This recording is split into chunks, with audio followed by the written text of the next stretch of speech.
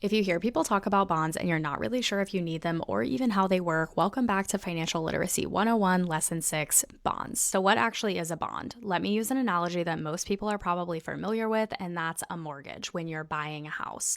Most people get a mortgage because they don't have enough cash to actually purchase the house. So, they borrow money from the bank, and in return for the bank lending them the money, the bank gets interest. You typically get a mortgage for a set period of time, and at the end of the 30-year mortgage, the bank has recouped 100% of the money that it originally lent you, and along the way, it's collected all of those interest payments. This time, we're going to talk about a bond. So, a bond is where a city or a government or a company needs to raise money for a particular project or really whatever they want, and they don't have enough cash to do it. So, they decide that they're going to issue bonds where people, individual investors, can basically become a bank and lend them money for their project, and in exchange, the company or the city or the government is going to pay back interest to the bondholder, which is you. So you're going to get back not only 100% of the money that you lent them at the end of the period, so it could be a 1-year period, 2-year period.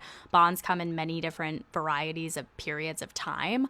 You're going to get your money back at the end of that period, plus you're going to get the interest payments along the way. So the way you actually make money on bonds, or the way most people make money on bonds, is simply just buying a bond and holding it for the set time period and collecting those interest payments along the way. There's two ways you can lose money on bonds because no investment is perfect. There is an issuer default, which means the company or the government or the city that actually issued the bonds basically goes bankrupt and they're not able to actually pay the money back if you have to sell the bond before the maturity period. So if you buy a 1-year bond and at the 6-month mark, you're like, I need to sell this because I need the cash, and interest rates have gone up. So that means if you bought a 5% bond and now all of a sudden interest rates are at 7%, why would someone buy a 5% bond when they could get a 7% bond elsewhere? Because they're getting more interest from a 7% bond. So you basically have to sell it at a discount, which is probably cheaper than what you bought it for. Be sure to follow along for lesson 7.